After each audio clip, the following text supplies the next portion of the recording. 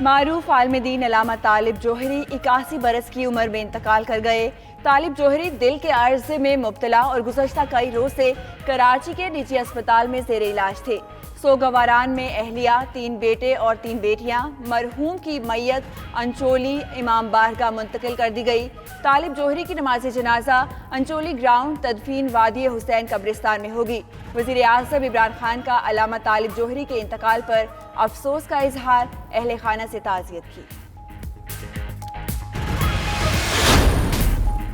بھارت کو پاکستان کا امن ایک آنکھ نہیں بھاتا۔ وزیر خارجہ شاہ محمود قریشی کا کہنا ہے، بھارتی حکومت افغانستان میں بھی امن نہیں چاہتی۔ لداخ میں رسوائی پر سوالات اٹھ رہے ہیں، بھارت ان سوالات سے توجہ ہٹانا چاہتا ہے۔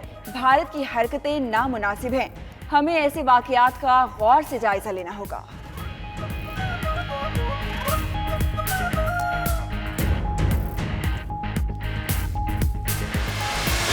کشمیر کی صورتحال پر OIC اجلاس آج ہوگا۔ پاکستان، سعودی عرب اور ترکی سمیت کانٹیکٹ گروپ کے رکن ممالک شریک ہوں گے۔ وزرائے خارجہ ویڈیو کانفرنس میں صورتحال پر غور کریں گے۔ سردار اختر منگل اور مولانا فضل الرحمان کی اہم ملاقات، آئندہ کی مشترکہ سیاسی حکمت عملی پر تفصیلی مشاورت۔ اختر منگل کا ملاقات کی تفصیلات میڈیا کو بتانے سے انکار۔ دوسری طرف چیئرمین سینٹ کی قیادت میں بلوچستان کے سینیٹرز اور دیگر رہنماؤں کے وفد کی گورنر پنجاب سے ملاقات۔ چودھری سرور نے کہا، پنجاب ہر مشکل میں اپنے بلوچ بھائیوں کے ساتھ کھڑا ہوگا، پورے ملک میں اتحادیوں کو ساتھ لے کر چلیں گے۔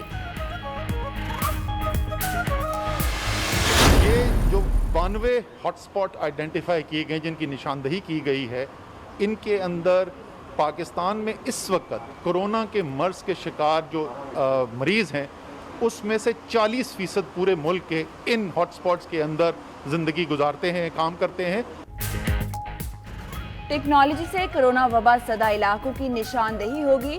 92 ہاٹ سپاٹس پر کرونا کے 40% مریض ہیں، جو کہ ملکی آبادی کا 3% ہے۔ اسد عمر کہتے ہیں، جولائی کے آخر تک اسپتالوں میں 2100 آکسیجن بیڈز کا اضافہ کیا جائے گا۔ سمارٹ لاک ڈاؤن سے وبا کا پھیلاؤ روکنے میں مدد ملے گی۔ SOPs پر عمل درآمد ضروری ہے۔ اسد عمر کی سربراہی میں ٹیم کا اسلام آباد کے اسپتالوں کا بھی دورہ۔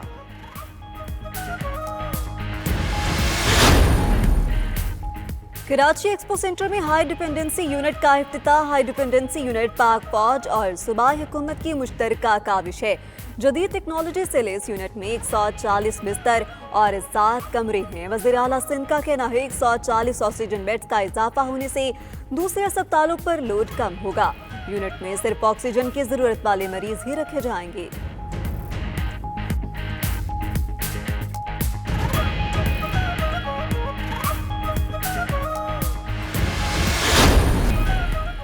بدعنوانی کے زہر سے نمٹنے کی ضرورت ہے۔ Chairman NAB justice retired Javed Iqbal کا کہنا ہے، قومی احتساب بیورو کو بدعنوانی کے خاتمے کے لیے قائم کیا گیا۔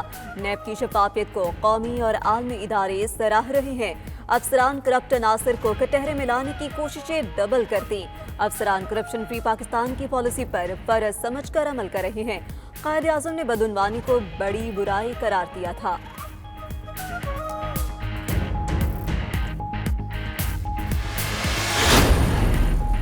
لاہور اور گجرانوالہ ڈویژن میں بارش سے موسم خوشگوار۔ لاہور میں دن بھر گرمی کے بعد شام کو بادل برس پڑے۔ گجرانوالہ، ناروال، سیالکوٹ اور ملحقہ علاقوں میں طوفانی بارش۔ وزیر اعلیٰ پنجاب کی مونسون سے قبل انتظامات کی ہدایت۔ عثمان بزدار نے محکمہ آبپاشی سے جامع پلان طلب کر لیا۔ مزید بولے، کورونا نے ہر طبقے کو متاثر کیا، عام آدمی کی معاشی مشکلات کا ازالہ پنجاب حکومت کی پہلی ترجیح ہے۔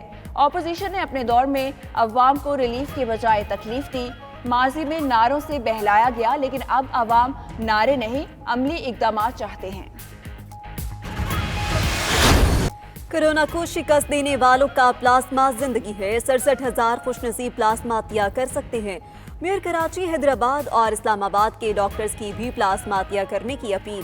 اداکار احسن خان، ماڈل ہنا ملک، گلوکارہ مسکان، کرکٹر احسان عادل اور عالیہ ریاض بھی 92 نیوز کی مہم کا حصہ بن گئے۔ اگر آپ کو پلازما عطیہ کرنے میں مسئلہ ہے تو 0334192026 پر واٹس ایپ کریں۔ 92 نیوز پلازما عطیہ کرنے میں آپ کی مدد کرے گا۔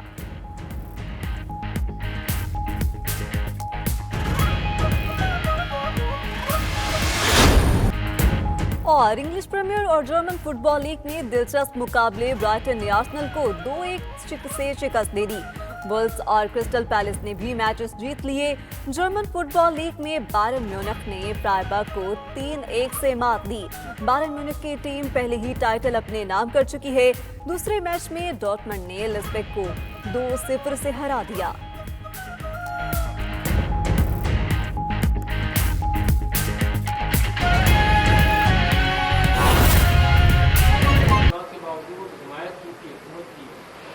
मौजूदा फाइनेंस बिल की आप हिमायत करेंगे या मुखालफत करेंगे या वोटिंग में हिस्सा नहीं लेंगे, क्या करेंगे? देखिए ना, जब हमने हुकूमत का साथ ही छोड़ दिया है तो बेगानी शादी में फिर अब्दुल्ला दीवाने हम क्यों बने?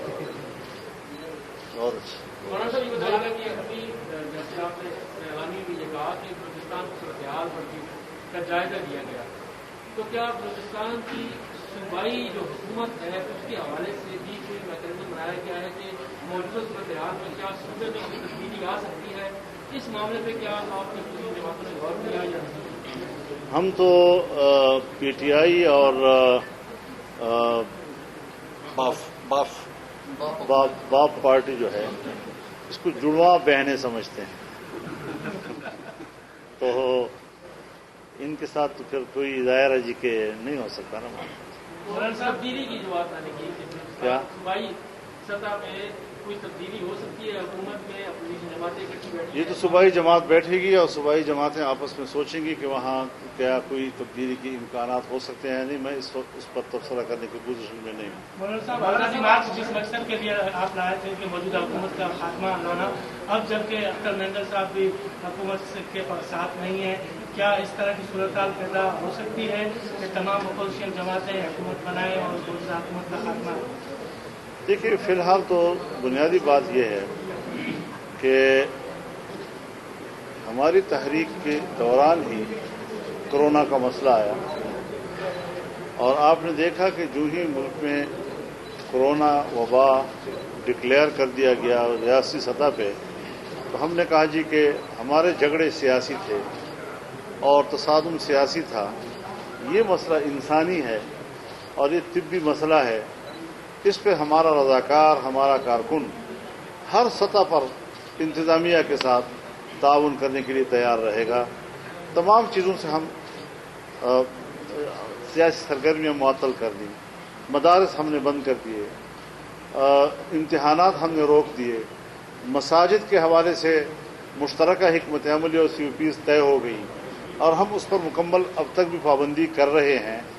तो ये चीज़ें होती हैं जिसकी वजह से मुल्क के सियासी निज़ाम में ताअत्तुल आया। लेकिन इस ताअत्तुल की आड़ में जब हुकूमती सतह पर गैर जमहूरी फैसले होने लगे और उससे उन्होंने नाजायज़ फ़ायदा उठाया, तो हमें भी मजबूरन फिर महदूद पैमाने पर सरगर्मियाँ शुरू करने का मजबूरी हुई और हमने तमाम अपोजिशन जमातें हुकूमत बनाएं और मौजूदा हुकूमत का खात्मा? देखिए, फिलहाल तो बुनियादी बात यह है कि हमारी तहरीक के दौरान ही कोरोना का मसला आया और आपने देखा कि जो ही मुल्क में कोरोना वबा डिक्लेयर कर दिया गया रियासती सतह पे, तो हमने कहा जी कि हमारे झगड़े सियासी थे और तसादुम सियासी था। ये मसला इंसानी है और ये तिब्बी मसला है।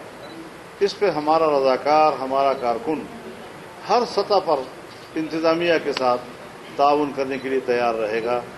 तमाम चीज़ों से हम सियासी सरगर्मियाँ मुअत्तल कर दी, मदारस हमने बंद कर दिए, इम्तिहानात हमने रोक दिए, मसाजिद के हवाले से मुश्तरका हिकमत अमली और COPs तय हो गई और हम उस पर मुकम्मल अब तक भी पाबंदी कर रहे हैं। तो ये चीज़ें होती हैं जिसकी वजह से मुल्क के सियासी निज़ाम में ताअत्तुल आया। लेकिन इस ताअत्तुल की आड़ में जब हुकूमती सतह पर गैर जमहूरी फैसले होने लगे और उससे उन्होंने नाजायज़ फ़ायदा उठाया, तो हमें भी मजबूरन फिर महदूद पैमाने पर सरगर्मियाँ शुरू करने का मजबूरी हुई और हमने तमाम सियासी पार्टियों के साथ राब्तों का अमल शुरू किया। तो हमें भी मजबूरन फिर महदूद पैमाने पर सरगर्मियाँ शुरू करने का मजबूरी हुई और हमने तमाम सियासी पार्टियों के साथ राब्तों का अमल शुरू किया है।